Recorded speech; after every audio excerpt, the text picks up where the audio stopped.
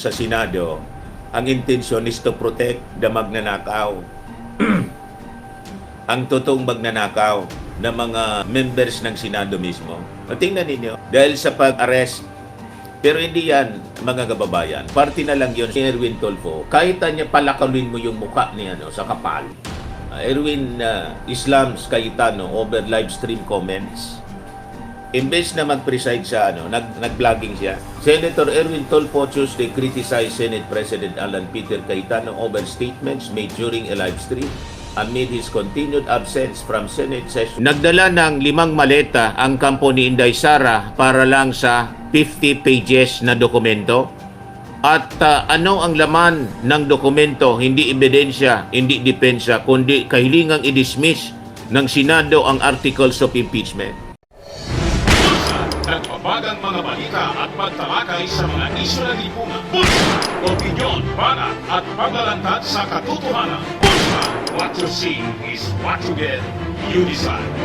Po kayo mga kababayan, si Dante Maravillas. So, ngayong umaga, pag-usapan natin, siyempre, yung mga mainit na isyu ng ating bansa. Pero natatakpan na kasi ng mga controversy, yung mga mahalagang ginagawa ng ating Pangulo.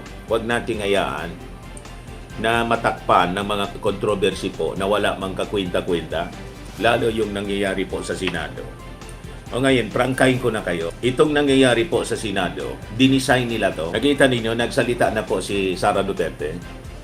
Dinisign nila ito para guluhin yung impeachment. Ayaw na magtrabaho ng mga senador kasi ayaw mga kababayan ni Alan Peter Cayetano as Senate President. Si Cayetano kasi ang key para ma-derail ang impeachment trial. So lahat ng drama po ginagawa nila sa Senado. So yun ang magiging topic natin maya-maya, pero inuunahin ko na muna itong mga ginagawa ng Pangulong Bongbong. Kasi kita ninyo, nagkakagulo sa Senado, pero ang ating Pangulo, relax lang po. Patuloy ang paglakas sa ating education sector. Hindi tulad po nung panahon ni Sara. Nilagay niya dyan si Sara. Sana noon para ayusin yung education sector. Hindi po naayos. Bongbong Marcos, post niya po ito 11 hours ago. Mula sa pagkumpuni ng mga silid-aralan at dagdag na internet connectivity hanggang sa CCTV systems, reading program, at suporta para sa mga guro. Tuloy-tuloy lang ang pagpalakas ng edukasyon para mabigyan ng mas magandang pagkakataon ang bawat batang Pilipino. Kaya nag-leader, tira niya Mr. Maravillas, di ba si Sara? Brigada Eskwela din. Na-invite ni Suntay. In-invite din ng kanyang kaalyadong si Congressman Suntay ng Quezon City. Kaya nag-pictorial sila doon. Wala man ginawang trabaho. Kauwi pa lang mga kababayan galing sa pagbakasyon. Itong kaguluhan po sa Senado, ang intensyon is to protect the magnanakaw.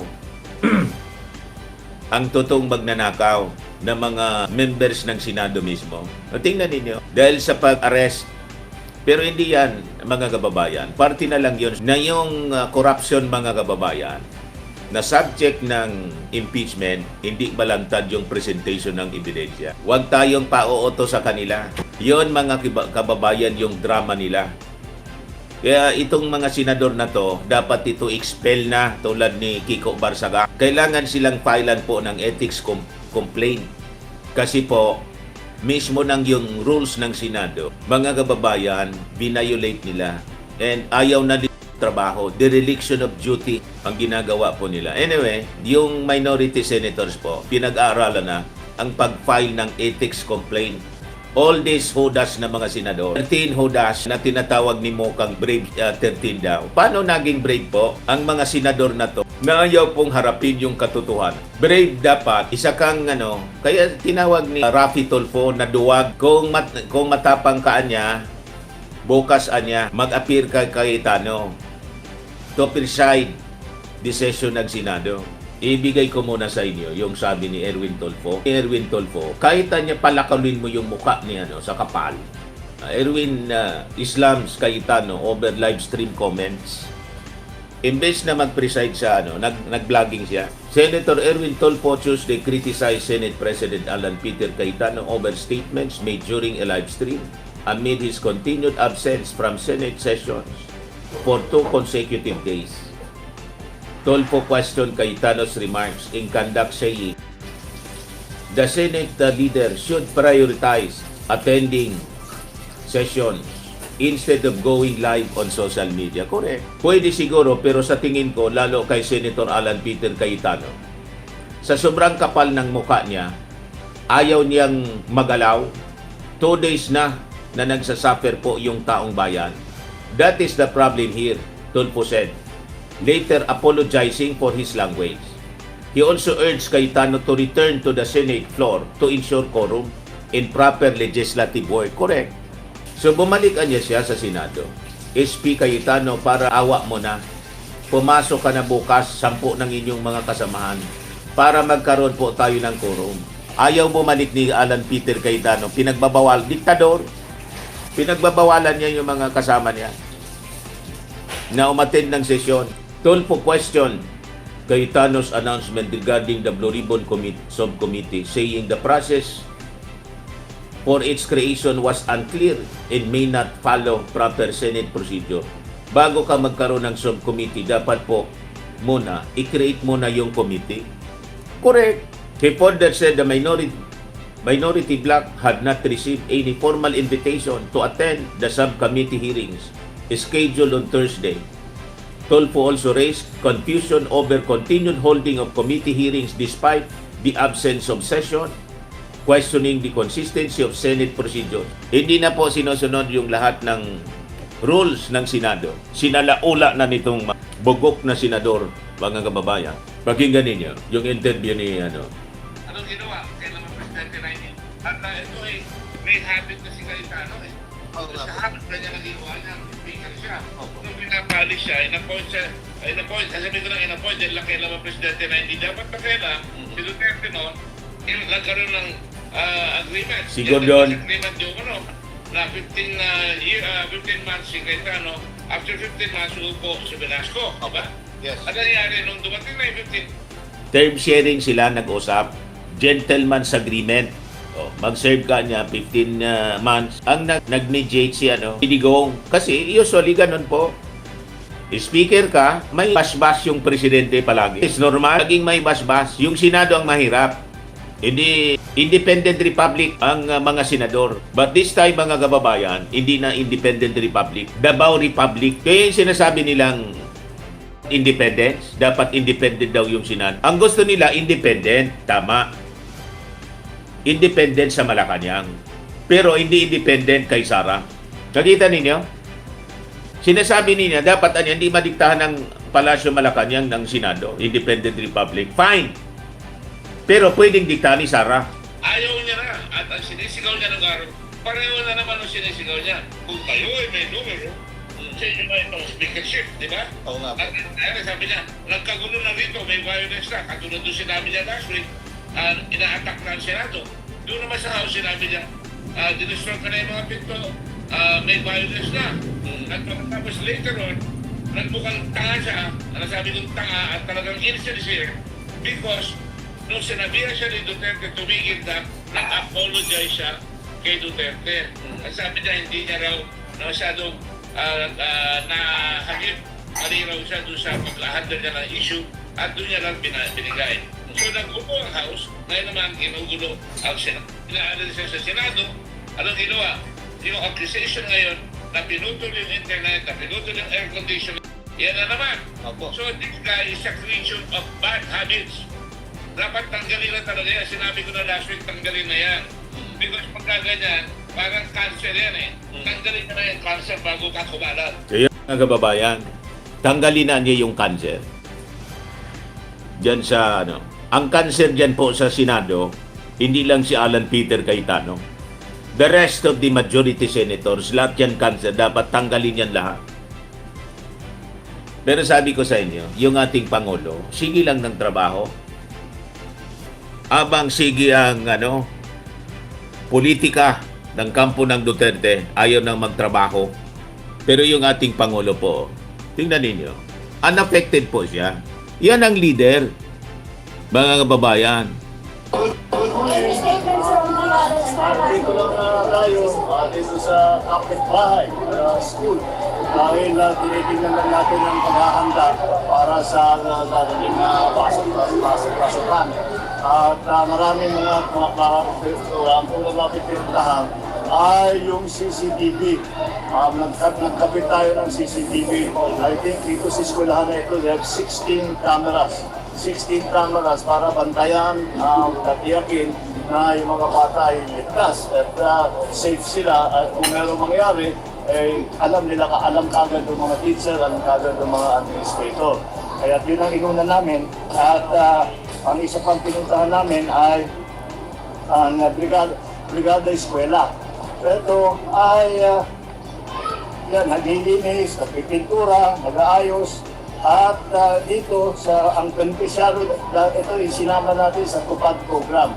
Kaya yung mga volunteer na nagpipintura, nag-aayos, nagkakawit ng ano, ay sila naman ay nakasama sa TUPAD program para kasama sila sa Cash for Work program. Kaya nagpapasalamat kami sa kanilang lahat at na malaking bagay ang ginagawa nila para tulungan ang ating mga administrator, ang mga teacher, para makapaganda para sa pasukan.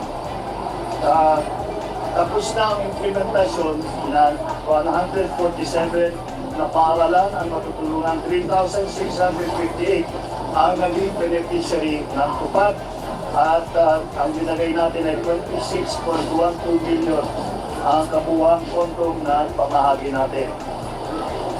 Pinapatupad ngayon, meron pang 181 na paaralan, tutulungan, 4,597 ang beneficiary ng TUPAD at may nakalaang 37.14 million para dyan sa programa niya. At ang isa pang pinuntahan namin ay yung Tara Basa program. Ito ay parang yung mas batang version ng aral program. Ito kinukuha natin yung mga college student na gustong tumulong at sila ay nagtuturo para pag summer, tinuturuan nila yung mga bata para maging mas magaling, magbasa at sila naman ay nagbibigyan din ng tulong para sa kanilang pangangailangan para makapagtapos sila. Yan. Meron pa akong meron kaming ginawang tinatawag na meeting group. Kung maalala nyo, meron kaming ginagawa na library hub. Yung library hub, para kompleto ang libro ng mga bata, nagtayo tayo ng mga library hub. Doon kinukuha, teacher, yung mga libro na ginagamit nila sa pagturo. Ito naman ang miniature version ng library hub at ginawang reading room. At may pagkakatao pa akong magpasa sa mga bata. Ang gagaling ng mga bata, katalino, alam na yung kwento, hindi ko pa nasasabi.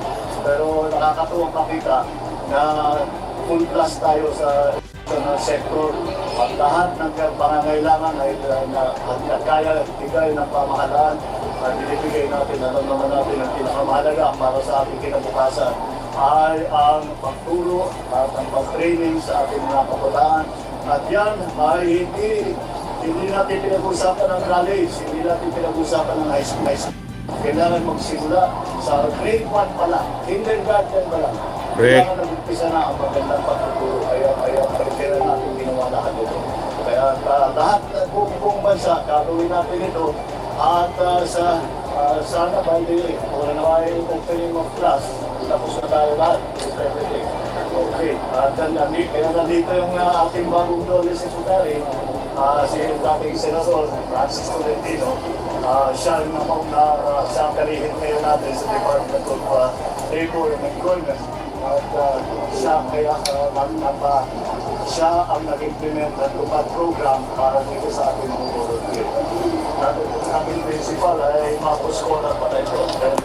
Kaya naman napakaganda sa kanilang eskwelahan. Principal. Marcos Scholar pala ito si Madam.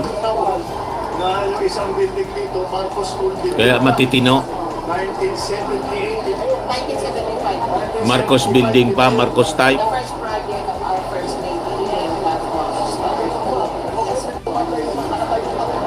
project pa ni Imelda Marcos, pinapakinabangan pa. Kita ninyo?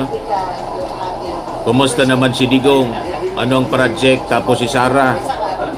Sir, Puro lang paninira. sa pagbubukas ng klase na nataon sa panahon ng tag-ulan. Marching order po sa DepEd sa pagbubukas ng klase na nataon sa panahon ng tag-ulan. Well, no, that knows perfectly well what to do. Hindi na natin kailangan silang turuan. But yun na nga, we are just improving the facilities. Yung I just, may instruction man ako, iyakin nila na handa silang sa pagbukas ng eskwela, ng klase. Para naman hindi namin bitin ng mga bata. Tuloy-tuloy ang kanyang pag-aaral. Alright? Thank you, sir. O, di ba? Yan ang ating Pangulo. Mga kababayan, sige lang ang trabaho ng ating Pangulo. Yung Duterte po, sige lang ang panira ni Sara. Puro politika. O ito yung ating Pangulo sa anong ang tawag dito, binasahan ni PBBM.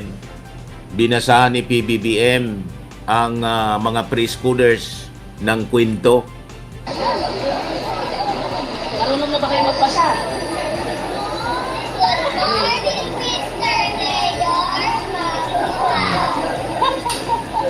Oh, sit down na. O, di ba? Yan ang dapat ginagawa Ang pahinto email drum and bugle. para yung foundation ng mga bata malakas, yung reading comprehension. Teacher PBBM.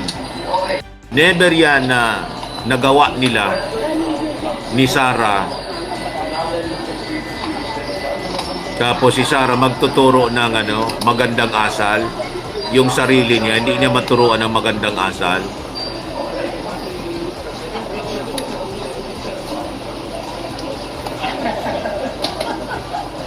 Okay, si Jose Rizal, ang pamagat ay ang matching at ang pago. Anong English ng matching?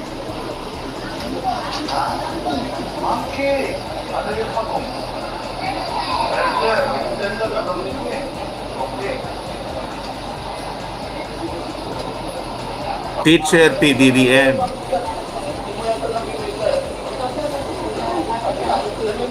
Yan ang leader po. Dapat ganyan. Very memorable yan sa mga bata. They will become part of history, mga kababayan. Okay, ayan yung Iti-treasure nila yan sa kanilang paglaki. Itong nangyari sa kanila ngayon.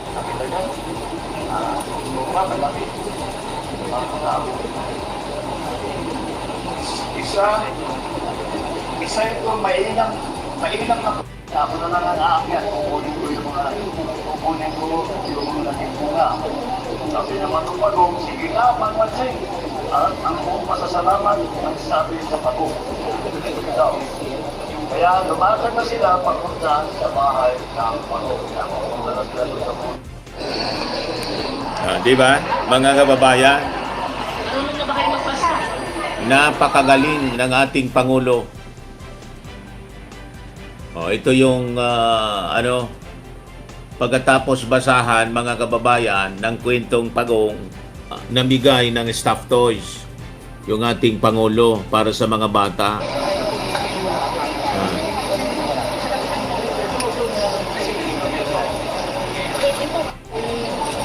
Galing ito kay post ni Benji Contreras. Namigay po ng stuffed toys.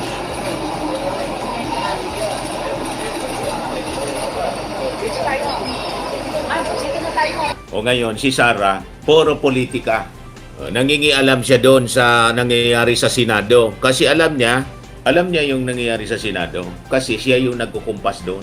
Malinaw po, sabi dito, pahayag ni Vice President Sara Duterte sa kasalukuyang issue sa gobyerno.